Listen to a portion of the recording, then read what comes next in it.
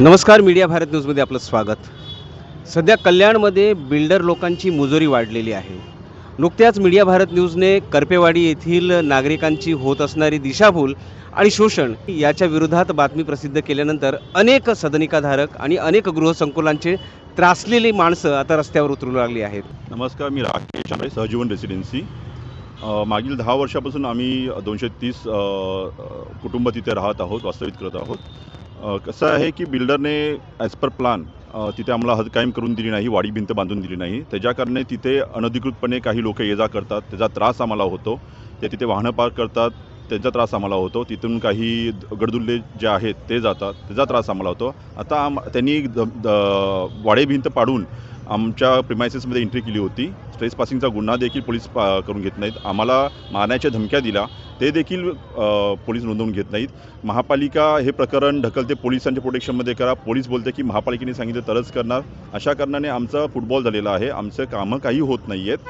आम्ही 5 दिवस मागे इथं बसलेलो आहे. पहिल्या दिवशी आम्हाला KDMCने बोलवलं, पण त्यातून काही प्रॉपर तोडगा निघत नाही आहे. ते फक्त आश्वासन देत आहेत, काही प्रॉपर तोडगा निघत नाही आहे. ते पण हा झटकण्याचा प्रयत्न करत आहेत. आम्हाला ह्याच्यावरती कायमस्वरूपी KDMC, महानगरपालिका आणि पोलीस प्रशासन यांनी बसून कायमस्वरूपी तोडगा काढून आम्हाला ह्याच्यावरती ती वाडी भिंत बंद करून द्यावी आणि जे काही गुंडेगिरी चालू आहे त्याच्यावरती अंकुश ठेवण्यासाठी त्यांच्यावरती गुन्हे नोंद करून आम्हाला इथून सुटका करून द्यावी. तुम्हाला काय वाटतं की बिल्डर जी ही दादागिरी करतोय हा कोणाच्या जीवावर करतोय? बिल्डर हात झटकतोय की हे जे जागा मालक आहेत ते करत आहेत, पण ॲक्च्युली ह्याच्यामध्ये सर्वात मोठा लूपहोल बिल्डरचाच आहे. बिल्डरने जर का त्या टायमाला हद कायम व्यवस्थित करून दिली असती तर आज आम्हाला त्रास झाला नसता. त्यांचे भाऊ बंदकीमध्ये असल्याकारणाने त्यांनी तिथे त्यांच्यासाठी जागा सोडली, पण हे चुकीचं आहे. जर का KDMC प्लॅनप्रमाणे जर का ही हद कायम आहे, KDMC दाखवते. आम्हाला KDMCचं पत्र पण प्राप्त झाले आहे, त्यामध्ये त्यांनी क्लिअर कट लिहिलेलं आहे की वाडी भिंतीसकट हद्द कायम आहे आमच्या कॉम्प्लेक्समध्ये. त्या कारणाने आणि आता हे काय सांगतात की जर का तुम्ही ही वाट बंद केली तर आम्ही तुमचा बाहेरचा रस्ता देखील थांबवणार. जो अप्रोच रोड KDMCने आम्हाला सांगितलं आहे की अप्रोच रोड देखील आहे, हा तुमच्या कॉम्प्लेक्ससाठीच आहे. पण तिथे पण दादागिरी करतात. तिथे आमच्या महानगरची लाईन आलेली ती थांबवली, ते त्यांनी खोदून दिली नाही. त्यांनी 3दा रिटर्न पाठवलं. रस्त्याचं काम करायला आले, ते पण रिटर्न पाठवलं. ही जागा आमची आहे, पण मुळात ही जागा त्यांची पहिल्यांदा नाही आहे, ही बिल्डिंगची जागा आहे. सो ह्याच्यामध्ये कोणाचाही अधिकार येत नाही. आम्हाला ह्याच्यामध्ये बिल्डरही दोषी आहे, जे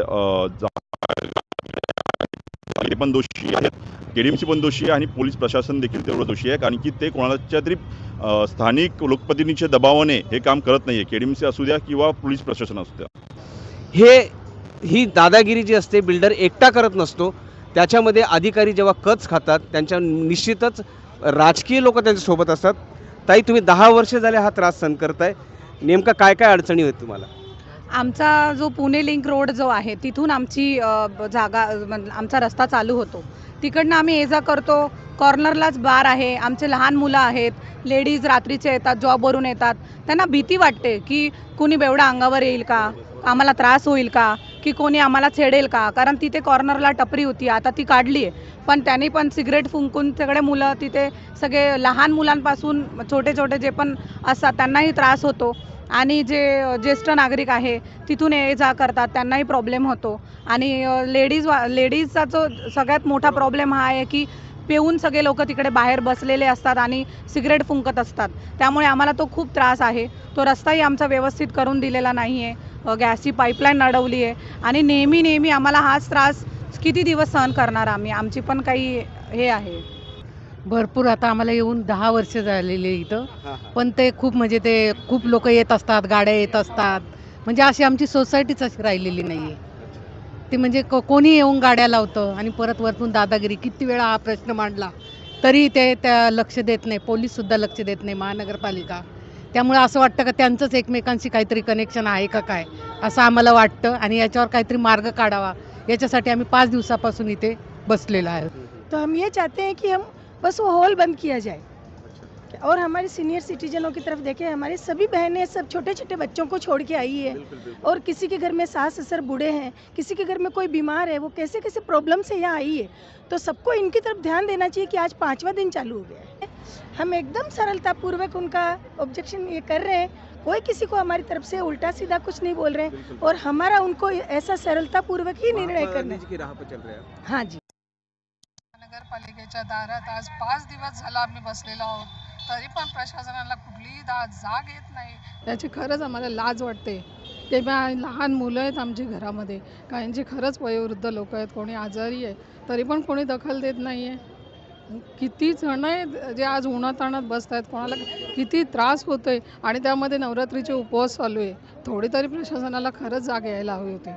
मावशी काय सांगा, नवरात्रीचे उपवास चालू आहेत, सगळ्या महिला आधीच उपाशी आहेत, त्यात उन्हात बसायचं आहे, तरी सरकारला, इथल्या लोकप्रतिनिधींना, इथल्या अधिकाऱ्यांना तुमची क्यू येत नाही, काय वाटतं? त्यांना क्यू येत नाही का? आज ना उद्या येईलच. आम्ही आमचं उपोषण सोडणार तर नाही, जोपर्यंत आमच्या मागण्या पूर्ण होत नाही तोपर्यंत आम्ही इथून उठणार पण नाही, आणि त्यांनी पूर्ण केल्याशिवाय तर आम्ही इथून हलणारच नाही. आणि आमच्या ज्या मागण्या आहेत, म्हणजे वाट बंद, रस्त्याचं काम, गॅस पाईपचं काम, हे आमचं जोपर्यंत होत नाही तोपर्यंत आम्ही इथून उठणारच नाही आहे.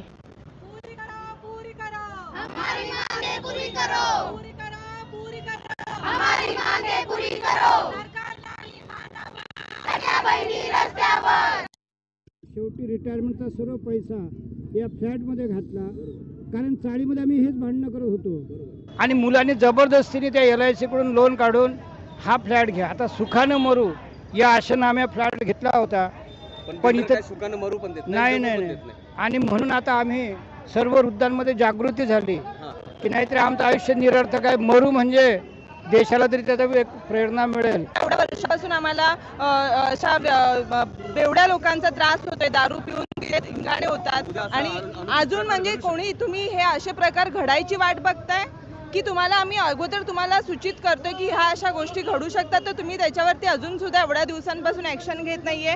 तर अशा प्रशासनावरती आता ॲक्च्युली सगळ्यांनी लोकांनी त्यांच्या अगेन्स्ट उभं राहणं जरुरी आहे. आणि एवढ्या बायका एवढ्या 5 दिवसापासून इथे बसल्यात, तरी कोणी इथे येऊन आमचा विचारपूस नाही करत आहे.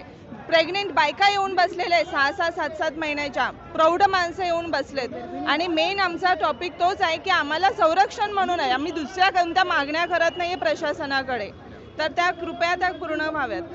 आमचं गेट मेन रोडला फिक्स केलेलं होतं, ते एकदम आमच्या बिल्डिंगजवळ आणून ठेवलं, आणि मधला रस्ता असं सोडून दिलं जिथे अनॉथराइज पार्किंग होते, मध्ये बिअर बार आहे, तिथे मद्यपान करून लोक रात्रीला उभे असतात, आणि आमच्या माता भगिनीला, मुलींना येण्या जाण्याला त्रास होतो. आमच्या सोसायटीच्या काही लोकांना, वृद्ध लोकांना येण्या जाण्याचा त्रास होतो. पण आम्ही लोकप्रतिनिधी निवडून देऊ नये, आमच्या कोणी ऐकत नसेल तर आम्हाला निवडणूक प्रक्रियेत भाग घेण्यात काय अर्थ आहे हो?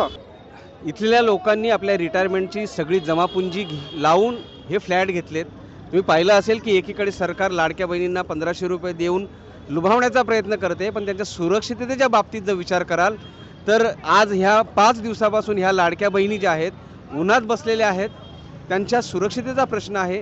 त्यांच्या इमारतींमध्ये होत असलेल्या गुंडागिरीमुळे, दारुड्यांमुळे, एखाद्या अनुचित किंवा त्यांनी सांगितल्याप्रमाणे बदलापूरच्या घटनेची पुनरावृत्ती होण्याची वाट सरकार पाहते का, हे प्रश्न इथले नागरिक उपस्थित करत आहेत.